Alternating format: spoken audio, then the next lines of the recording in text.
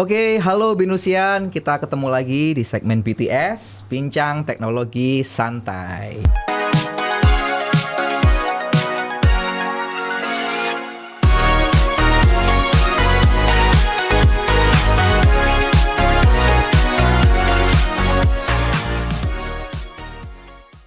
Pada kesempatan kali ini kita kedatangan tamu yang sangat spesial. Ada yang tahu siapa tamunya?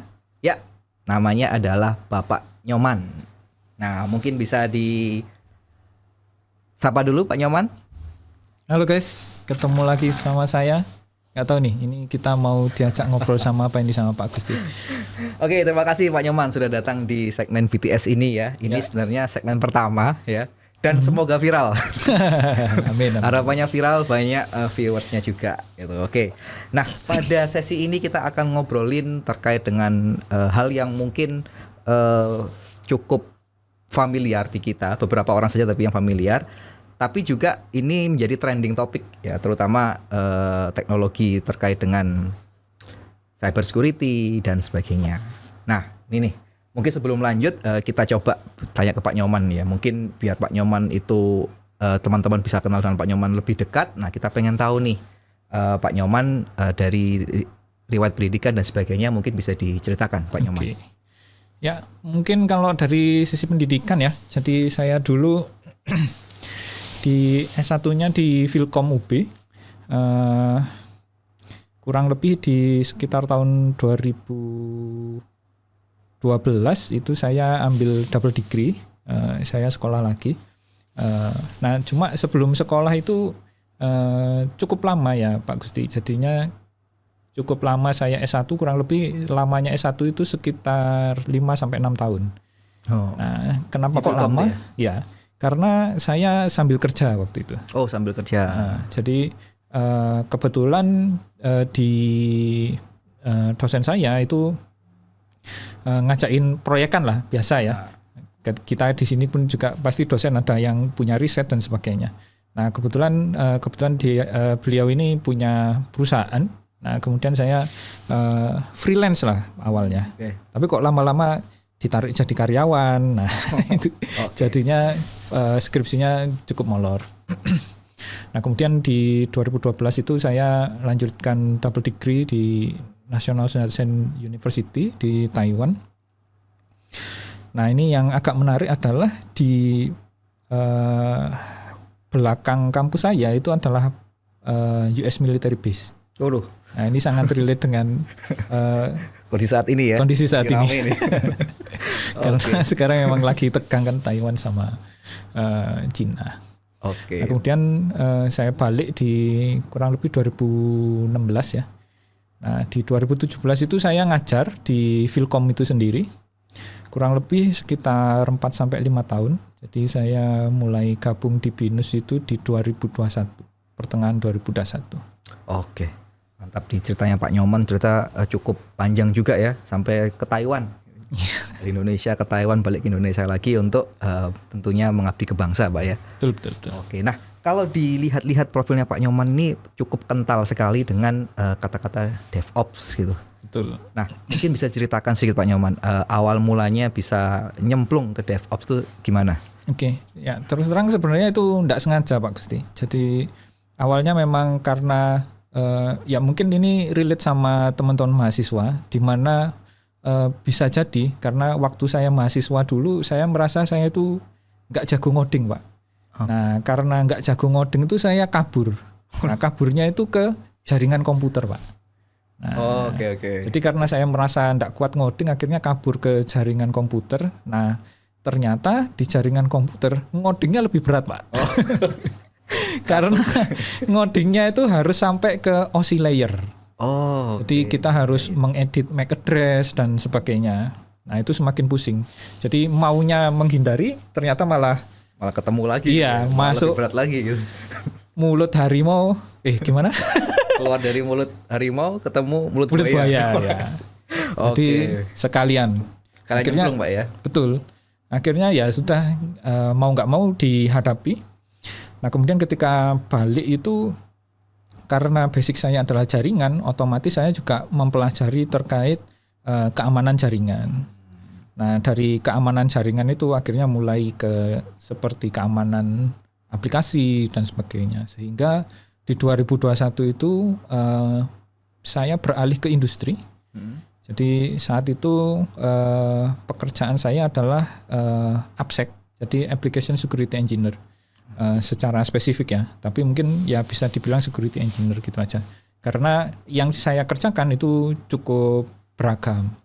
Nah, kenapa kok bisa jadi DevOps? Nah, ini cukup panjang ini ceritanya. Karena kalau seandainya saya melakukan testing kepada aplikasi, itu mostly kan ada di akhir dari sebuah project, Pak. Iya. Nah, berarti kalau saya bekerja hanya di akhir sebuah project, saya nganggur di depan nih. Di depan dan di tengah kan nganggur. Yeah. Nah, otomatis sama perusahaan saya tidak dibiarkan nganggur. Oke. Jadi dimanfaatkan ya. Betul. Ketika itu saya diminta untuk belajar terkait infrastruktur. Nah, jadi saya mulai mempersiapkan server, install apapun lah yang perlu diinstal. Jadi saya belajar jadi bagian infrastruktur itu di sana. Nah, tapi tetap aja ketika infrastrukturnya ini sudah let's say sudah siap. Nah, berarti kan saya kerjanya itu di awal project sama di akhir project. Nah, tengahnya nganggur ini, Pak. Ya. Nah, saya tidak dibiarkan nganggur lagi, Pak. Nah, jadi di tengah ini saya diminta untuk belajar database, Pak. Oh, oke. Ya, jadi mulai bagaimana mengadministrasi database, create database, kemudian permissionnya, bahkan sampai ke high availability database. Jadi sudah ada mulai replikasi, ya kurang lebih seperti itu, ada master, replika dan sebagainya. Tentu saja database-nya tidak cuma satu ya, ada beberapa database yang perlu di-maintain. Jadinya ya akhirnya lengkap nih dari awal project sampai akhir project saya kena. Dari hulu sampai ke hilir semuanya betul. kena ya. Nah, dengan saya mulai terpapar dengan stack teknologi yang dari hilir hulu. Nah, ini akhirnya jadi kompleks sehingga bisa dibilang masuk ke ranah DevOps-nya justru karena itu. Karena saya sudah mendapatkan ilmu di beberapa bidang sehingga untuk operasional sebagai penjembatan dari si developer sendiri jika dia mau deployment aplikasi dan sebagainya itu sudah all in di stack yang saya gunakan. Seperti itu, Pak. Berarti pengaruh perusahaan ke karir Pak Nyoman tuh betul sekali ya. Betul sekali. Karena perusahaan tadi Pak Nyoman bisa masuk ke DevOps dan dari tadi ya hulu ke hilir semuanya gitu. Nah, ini juga saran untuk mahasiswa, Pak. Jadi kalau seandainya intern itu justru nyari yang let's say startup. Jadi justru jangan itu, yang perusahaan yang sudah well established. Karena kalau di startup itu kita itu harus palu gada, Pak. Apa yang lu mau gua ada. Nah, semua bisa gitu ya? Ya, harus semua bisa. Otomatis kita dipaksa untuk belajar, Pak. Jadi setelah lulus intern biasanya kita jadi kayak Rembo lah. Serba bisa gitu. Ya, serba bisa. Nah, itu peningkatan skillnya terus terang pasti akan tinggi sekali. Ya kalau di BINUS tuh iso ora iso kudu iso. Nah, betul sekali, Pak. Nah Pak Nyoman tadi cukup banyak juga ya di industri pengalamannya. Nah ini mungkin teman-teman di sini penasaran nih, menurut perspektif dari Pak Nyoman ya, kan ini teman-teman banyak mahasiswa yang mendengarkan ya. Kira-kira kalau dari Pak Nyoman, kira-kira apa sih perbedaan yang paling mencolok nih antara culture di industri dan di kampus terkait terutama DevOps dan sebagainya gitu? Culture di industri dan di kampus ya.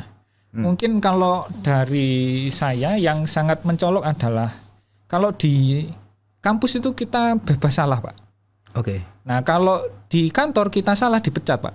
Nggak boleh jadi, salah berarti. Betul. Pressure-nya itu sangat tinggi. Apalagi kalau melibatkan ekonomi ya, Pak. Nah, karena saya itu merawat server. Nah, kalau server mati, semuanya down, ini kan mempengaruhi ekonomi perusahaan. Makanya secara pressure itu tinggi sekali.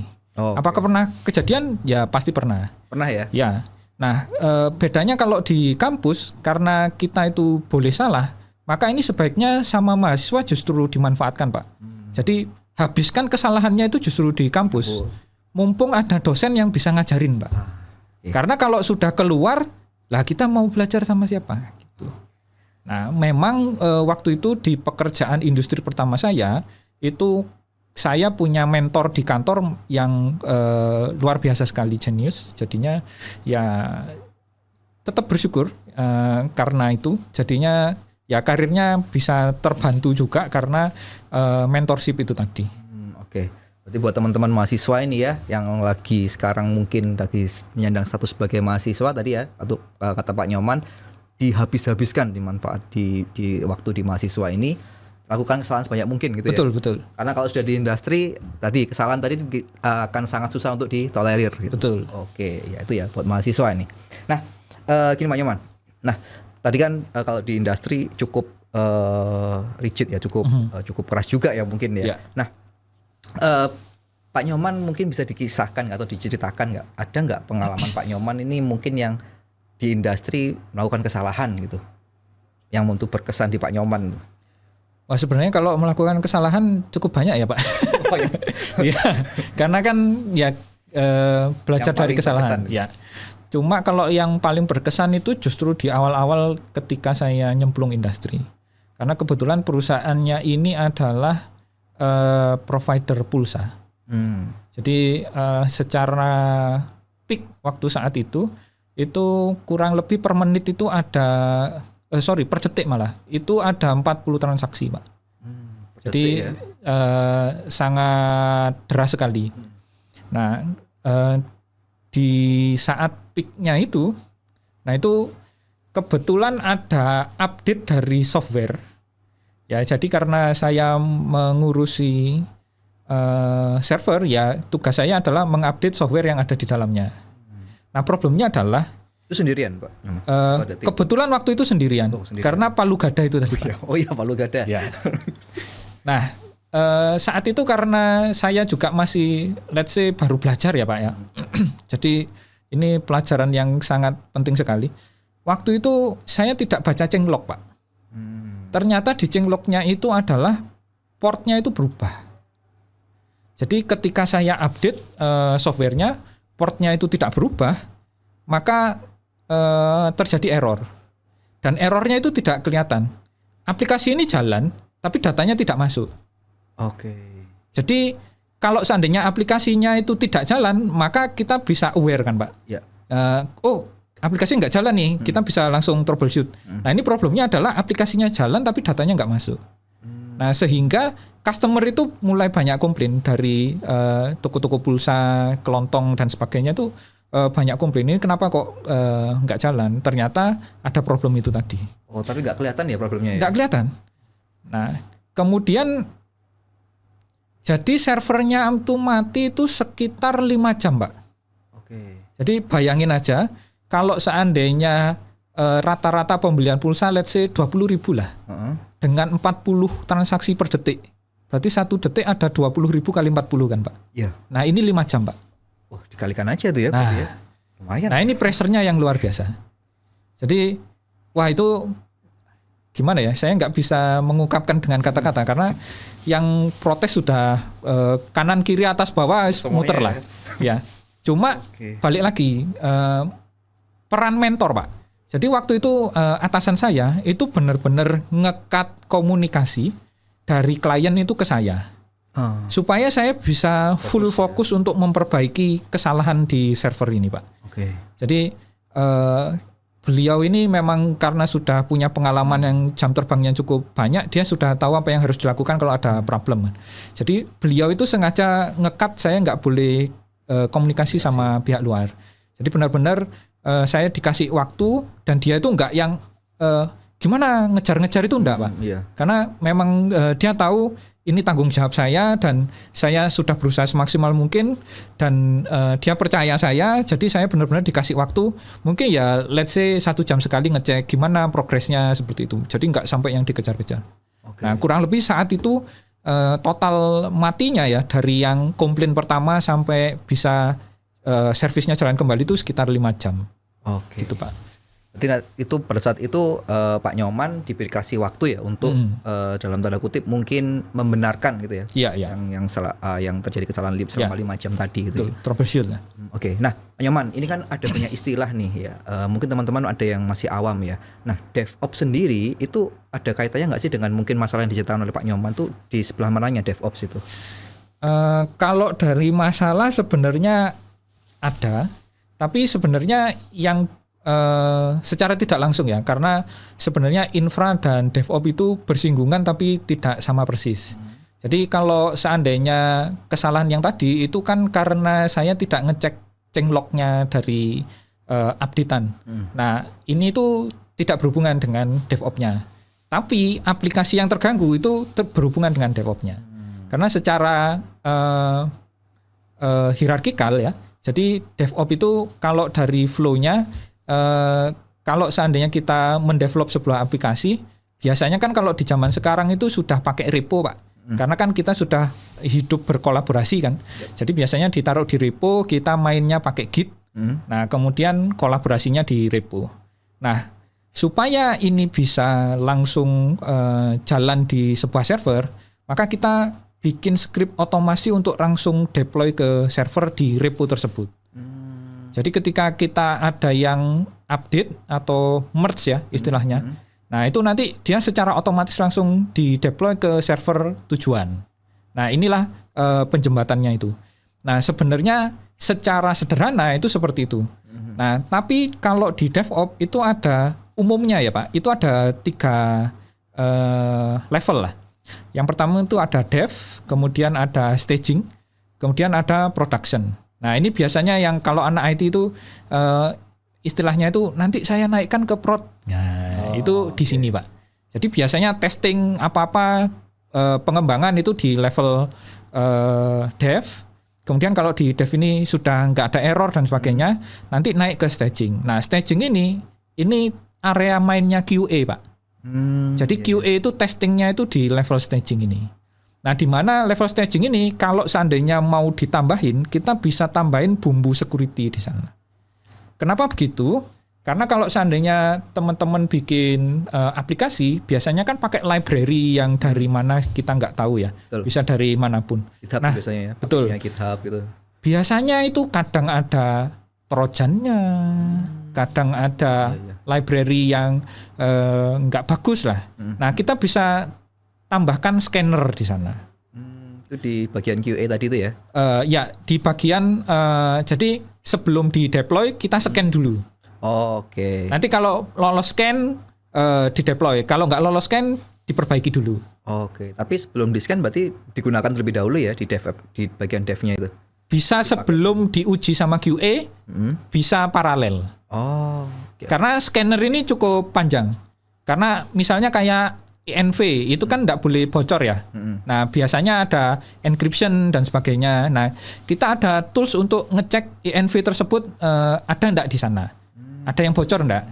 Terus kemudian kayak IP, kemudian kayak URL yang seandainya ada yang penting itu juga enggak boleh. Nah kemudian clean code Pak. Mungkin Pak Gusti akrab dengan clean code ya. Jadi karena terutama sekarang itu kan lagi zamannya vibe coding ya Pak ya.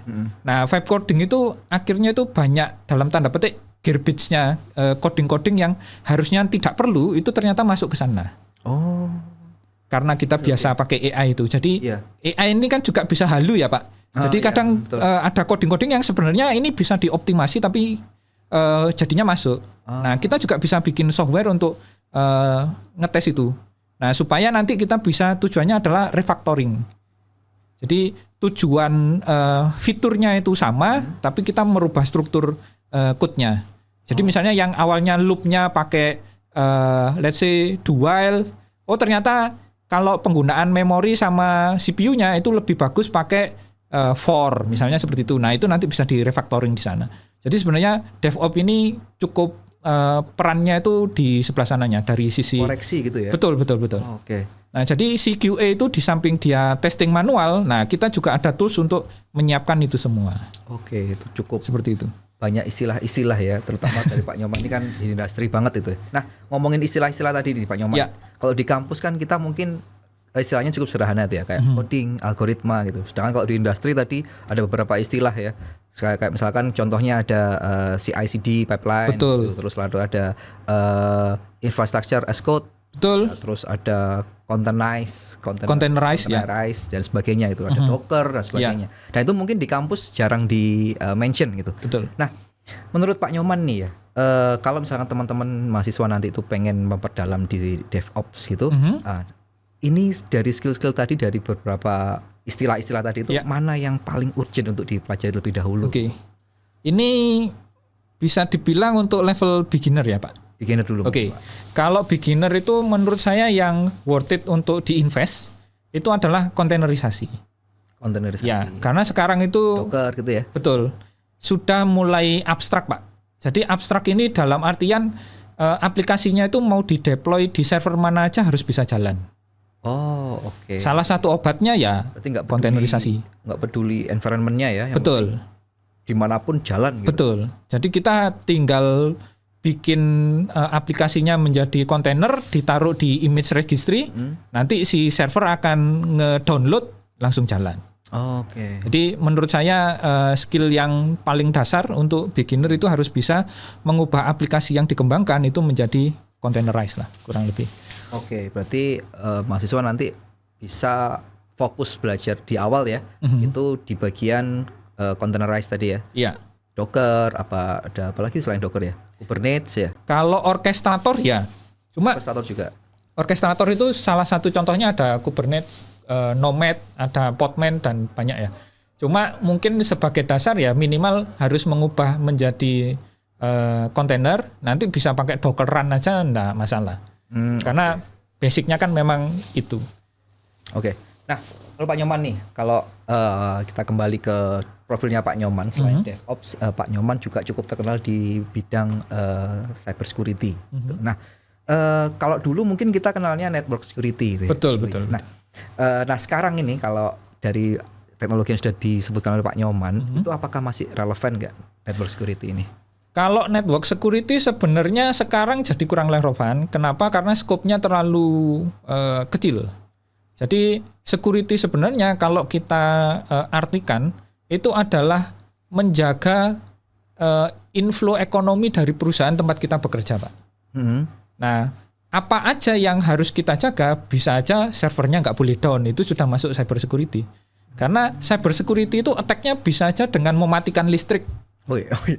Nah itu otomatis ya, otomatis kan proses ekonomi dari si perusahaan terganggu.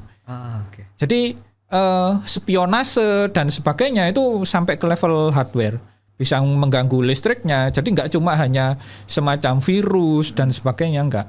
Jadi ranahnya cybersecurity itu cukup luas sekali karena utamanya adalah menjaga keberlangsungan proses ekonomi dari si perusahaan tersebut. Nah, kalau seandainya kita fokus di network security, nah ini terlalu kecil skopnya. Memang benar kalau secara job requirement ya Pak. Nah, security itu sekarang itu hanya kebagi kurang lebih jadi dua. Yang bagian defense sama bagian attack. Yang satu lagi mungkin bagian ini pemulihan Pak, forensik. Jadi mentok itu kebagi jadi tiga. Nah, kalau yang di network security itu sudah masuk ranahnya ke network engineer Pak. Oh, ada lagi ya? Ya. Jadi network engineer itu khusus untuk orang yang ngatur-ngatur router, switch, firewall yang kayak gitu-gitu. Itu bagian dari security atau enggak Pak? Sebenarnya ya. Jadi irisannya cukup banyak kalau security. Karena tetap aja kalau seandainya kita nyemplung di security, kita juga nggak bisa lepas dari IP address yang seperti itu. Dan itu adalah ranahnya komputer network kan sebenarnya, nggak di aplikasi lagi. Cuman aplikasi perlu IP address untuk connect satu sama lain. Minimal kan endpoint. Nah endpoint itu kan URL. Nah URL kan diterjemahkan jadi IP address. Nah jadinya wah ini terlalu teknis ya sebenarnya, tapi ya kurang lebih seperti itu Pak hubungannya. Karena luas sekali kalau cyber security. Oke, ngomongin luas banget ya cyber security. Nah, menarik nih. Kalau tadi Pak Nyoman sebenarnya sudah kita bahas terkait dengan DevOps juga, lalu security juga ya, security. Nah, sekarang ada istilah yang menggabungkan keduanya, yaitu ada DevSecOps gitu ya. Betul. Nah, itu apa sih Pak Nyoman? Ya. Penasaran nih kita nih. Ya, seperti yang tadi sudah diceritakan ya. Jadi penjembatan antara operasional ini dalam artian kalau seandainya aplikasinya itu sudah dideploy, itu yang bikin aplikasi itu sudah selesai, nggak kerja lagi. Nah, ada pihak lain yang bagian devnya selesai ya? Ya, yang mengoperasikan itu. Jadi misalnya kalau ada komplain dari klien itu yang menjawab ya si bagian operasional.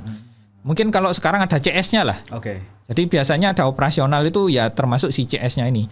Kalau seandainya misalnya ditemukan bug atau apa gitu, nah nanti si operasional ini menghubungi dev Pak untuk debugging.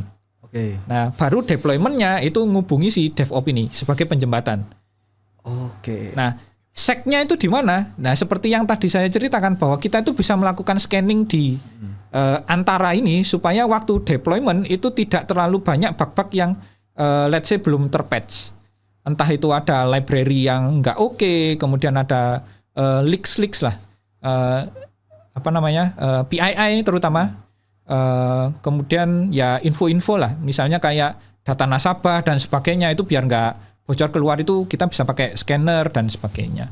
Jadi proses sec-nya di tengah itu adalah menjaga supaya ya sebenarnya ini tidak bisa 100%, tapi untuk mengurangi setidaknya bug-bugnya itu biar nggak lepas ketika di production. Oke. Nah tadi ada 3 berarti ya, dev, lalu di tengah-tengahnya ada sec-nya itu ya, lalu ada ops-nya, operation-nya itu. Nah, kalau untuk teman-teman mahasiswa ini, misalkan nantinya ingin berkarir di antara 3 itu ya, dan kita ngomongin Indonesia dulu deh. Di Indonesia itu antara 3 tadi itu yang paling oke untuk saat ini itu yang mana Pak Nyoman? Kira-kira nanti teman-teman mahasiswa mau fokus gitu.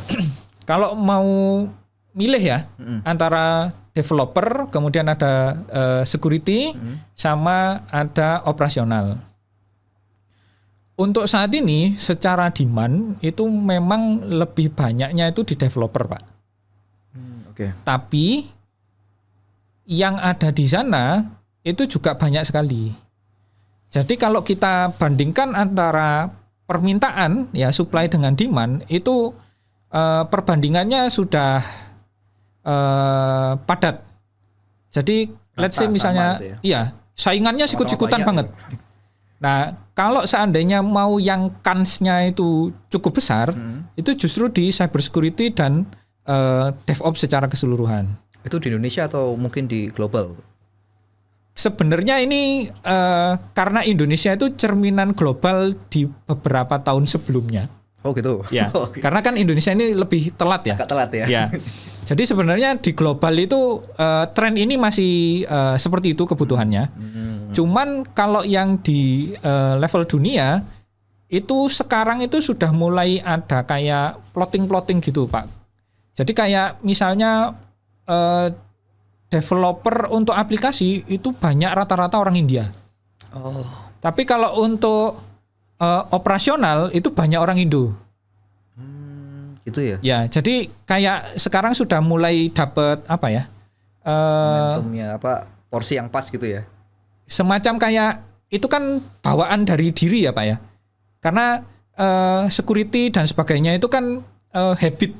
Oh iya. Nah, itu ternyata kalau di India itu imajinasinya orang itu mungkin jauh lebih bermain sehingga bisa ngedevelop dengan baik dan benar. Okay. Nah, kalau yang di Indonesia itu justru lebih hati-hati suka gitu. Ya, lebih hati-hati. Karena mungkin kita mulai biasa sikut-sikutan, jadi kita suka bertahan gitu. Jadi kita itu lebih teliti, lebih hati-hati gitu. Jadi pangsa pasarnya itu cyber security di Indo mungkin Pak Gusti tahu juga nama-nama besar itu cukup banyak ya kalau di Indo kalau terkait security. Nah di bagian infrastruktur dan server itu sama kurang lebih. Oke. Jadi kalau untuk developer justru banyakan dari luar, terutama dari India. Tapi bukan berarti di Indonesia developer nggak dibutuhkan kan Pak Nyoman ya? Ya betul. Tetap dibutuhkan, tapi kalau dari pattern yang ada itu di bagian ops-nya ya, security dan ops-nya di Indonesia ini lagi hype mungkin ya. Ya bisa dibilang begitu. Jadi permintaannya lagi sebenarnya tidak sebanyak yang developer permintaannya. Tapi kalau kita ngomongin rasio ini masih masuk akal. Yang menguasai itu masih belum banyak. Betul. Oke. Jadi kalau seandainya kita belajar, kansnya untuk dapat pekerjaan itu lebih besar kalau kita mainnya justru di developer. Karena developer ini sudah bisa dibilang perang harga lah Pak. Ya. Misalnya kayak kita mau bikin web, wah itu harganya sudah jatuh sekali. Kurang lebih seperti itu. Oke, mantap. Menarik sekali ya terkait dengan DevSecOps gitu ya. Nah, mungkin ini lagi Pak Nyoman terakhir nih bagi teman-teman mahasiswa yang lagi nonton, mungkin dari Pak Nyoman kira-kira kalau teman-teman ini ingin memperdalam tadi SecOps itu, kira-kira ada nggak tools atau apapun yang, kan kalau kita ngomongin tools sudah banyak banget Pak ya. Nah dari Pak Nyoman sendiri ada nggak yang mungkin jadi gerbang awal dulu teman-teman masuk ke SecOps gitu? Ini gerbang yang paling awal ya Pak? Gerbang paling awal dulu. Gerbang paling awalnya adalah Linux. Oh Linux. Iya. Kenapa Karena Linux Pak? Mostly di dunia ini server itu ada under Linux. Jadi jarang sekali server yang pakai Windows. Ini bisa dihitung secara persenan. Jadi kalau seandainya kita sudah biasa pakai Linux, itu ya menjadi gerbang awal untuk belajar ke yang lebih dalam lagi. Kalau kita seandainya sudah nggak bisa pakai Linux, ya mau nggak mau harus belajar Linux dulu. Karena semua tools kayak penetration testing dan sebagainya itu banyak sekali library yang ada di Linux. Misalnya kayak distronya Kali Linux itu cocok untuk testing dari sisi security dan sebagainya. Kemudian server-server ada yang cocok untuk sebagai server khusus ya. Jadi kayak distro misalnya Ubuntu menerbitkan Ubuntu server. Jadi itu memang di-maintain untuk nggak ada UI-nya. Cuma hanya ada command line dan dia ringan.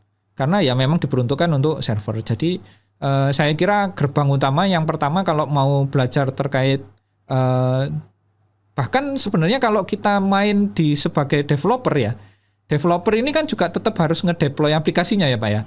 Nah ini kan tetap ke server.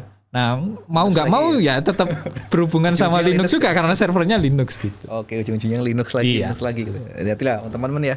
Mungkin teman-teman yang lagi belajar Linux, coba-coba Linux lah, ini justru Linux tuh jadi gerbang utama gitu ya. Gerbang utama yang dapat teman-teman andalkan untuk masuk ke gerbang-gerbang yang lain ya. Betul, Pak betul. Ya. Oke, terakhir Pak Nyoman sebagai penutup nih, mungkin Pak Nyoman ada pesan-pesan untuk teman-teman mahasiswa yang nonton ya. Apa kira-kira yang perlu dikuatkan oleh mahasiswa dan apa yang harus diasah oleh mahasiswa agar nantinya terutama karir nih ya, kan mahasiswa setelah lulus kan pastinya ingin berkarir yang bagus. Nah, dari Pak Nyoman kira-kira ada nggak pesan-pesan untuk mahasiswa ini? Oke, berarti ini kurang lebih untuk mahasiswa yang mulai di tahap akhir gitu ya Pak ya. Boleh, mungkin setelah enrichment gitulah ya. Ya, boleh. Ya. Kalau dari saya, yang pertama portofolio. Portofolio itu membentuknya jangan nunggu nanti-nanti. Itu justru dari kuliah harus sudah mulai dibentuk portofolionya. Misalnya kita punya full stack ya. Kalau di kelas itu saya ngajarkan itu ada T-shape Pak. Jadi kita itu memang perlu tahu full stack secara keseluruhan dari FE, BE, DB ke belakang ya, UI UX. Tapi dari ini semua kita harus mastering satu minimal. Entah itu BE-nya, FE-nya atau database-nya. Nah, ini akan membentuk T-shape itu tadi. Nah, portofolionya otomatis kalau di full stack otomatis kan kita lebih lebar ya. Nah, dengan adanya satu yang sebagai poin utama, nanti ketika kita ngelamar itu sudah bisa spesifik. Dibutuhkan back-end developer. Nah, karena kita sudah biasa semacam TypeScript atau Golang seperti itu, ya kita cocok ke sana, Pak. Nah, biasanya teman-teman lalainya di sana. Jadi dia gampangin aja tanpa membangun portofolio. Nah, padahal portofolionya ini justru yang akan jadi modal ketika kita mau ngelamar dan menyesuaikan dengan kebutuhan di pasar. Nah, yang kedua, sebenarnya ini cukup dasar sekali. Jadi kadang-kadang siswa itu sekarang itu banyak yang pinter-pinter, Pak. Nah, tapi kadang-kadang itu siswa itu banyak yang pinter ini jadinya dia tidak pernah gagal. Oh iya. Karena dia pinter. Selalu berhasil ya. Ya. Jadi karir kalau dari sisi akademis itu oke lah, nilainya rata bagus-bagus gitu ya, rata kanan. Nah, yang jadi masalah kalau ini anak ini tidak pernah gagal, namanya tidak pernah gagal itu berarti kan digas terus nih, Pak. Iya. Kalau nabrak itu sakit sekali, Pak. Ah, iya sih. Jadi begitu dia nerima kegagalan, wah itu mentalnya bisa kena. Nah, ini teman-teman perlu hati-hati. Jadi teman-teman juga perlu belajar merasakan kegagalan itu sendiri. Oke, ya. Jadi ngomong tadi ceritanya ya. Ya. Karena mental itu dibentuk ya dari kegagalan itu. Gimana caranya kita bisa bangkit dari kegagalan. Oke. Nah, terakhir, Pak. Nah, yang terakhir ini kalau teman-teman let's say di posisi sedang melamar sebuah pekerjaan. Nah, ini banyak sekali fenomena yang seperti tadi merasa pintar, akhirnya dia itu dalam tanda petik songong. Nah ini bahaya. Meskipun teman-teman pintar, tapi ketika interview dan sebagainya, nah ini si interviewnya ngedetek ini, balik lagi, attitude itu nomor 1 Pak. Oke. Jadi sebaiknya ya sebagai pelamar di perusahaan, intensi kita itu adalah kira-kira saya ini bisa membantu apa di perusahaan tersebut. Nah itu jauh lebih bijaksana ketimbang saya ini pinter nih, ayo hire saya yang mahal gitu. Nah ini saya rasa tidak bijak. Itu aja Pak, mungkin. Oke. 3. Jadi kalau biasanya ada peribahasa mungkin ya, di atas ilmu masih ada adab gitu ya. Betul sekali. Nah, itu ternyata berpengaruh sekali di industri, terutama untuk teman-teman yang baru lulus atau mungkin yang akan melamar kerja. Tadi tidak hanya pintar saja dibutuhkan, tapi juga berani gagal ya. Betul. Karena gagal tadi akan membentuk kita menjadi lebih bagus lagi, dan yang berikutnya adalah tadi ada adab di atas ilmu. Oke, Pak Nyoman, thank you. Terima kasih banyak. Sama-sama Pak Gusti. Sudah datang ke podcast ini, semoga viral Pak ya. Harapannya viewersnya banyak. Kalau semakin viewersnya banyak, semakin kita akan sering lagi konten. Oke. Nanti bisa undang aja Pak, saya Pak sering-sering boleh. Oke, siap Pak Nyoman. Terima kasih banyak Pak Nyoman atas masukannya. Semoga bermanfaat bagi teman-teman semuanya. See you next time. Oke, thank you.